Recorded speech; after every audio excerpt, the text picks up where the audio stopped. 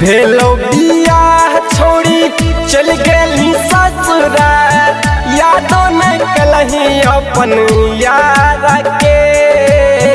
काडो नहीं डलही छोड़ी भोजी नहीं खिलाई, मिल गेलो नवा का भातारा गे।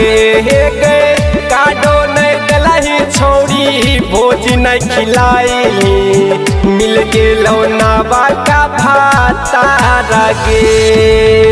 बदनाम भेने दी हो हम तोरा प्यार में, जन रहा है पछियो पाया गे।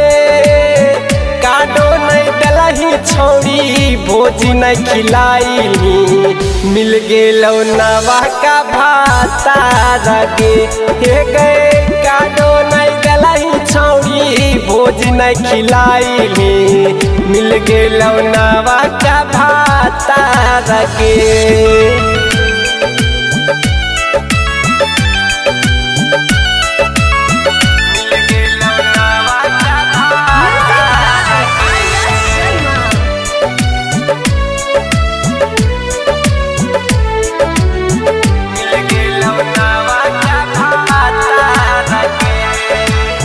हम मार खंगरी हो तोर भाई पापा से, दिन रहो टांगे हमारा तोड़ा गे।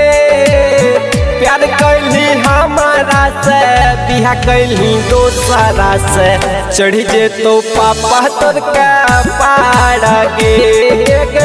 काडो नहीं डलही छोड़ी भोजी नहीं खिलाई, मिल गेलो नवा का भातारा गे।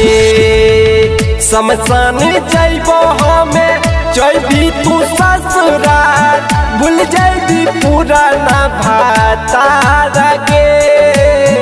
काडो नहीं डलही छोड़ी भोजी नहीं खिलाई, मिल गेलो नवा का भातारा गे।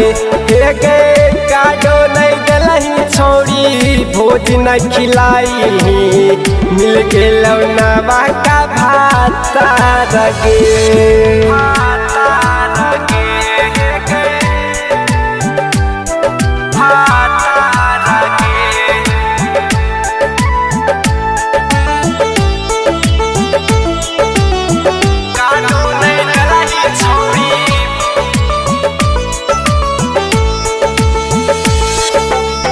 भोजपुरिया सोनू के किया कनाइली, कोई नहीं बिहा दिन तू ही भेट गे। जानो से ज्यादा तोरा चाहे रहो रमना, कहीं नहीं कादो तू बेट गे।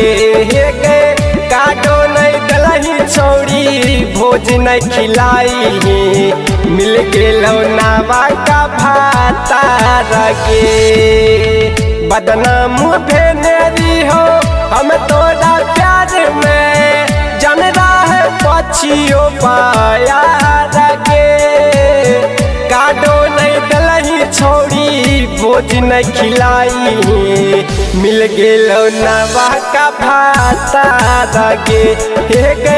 काडो नहीं डलही छोड़ी भोज नहीं खिलाई, मिल गेलो नवा का भातारा।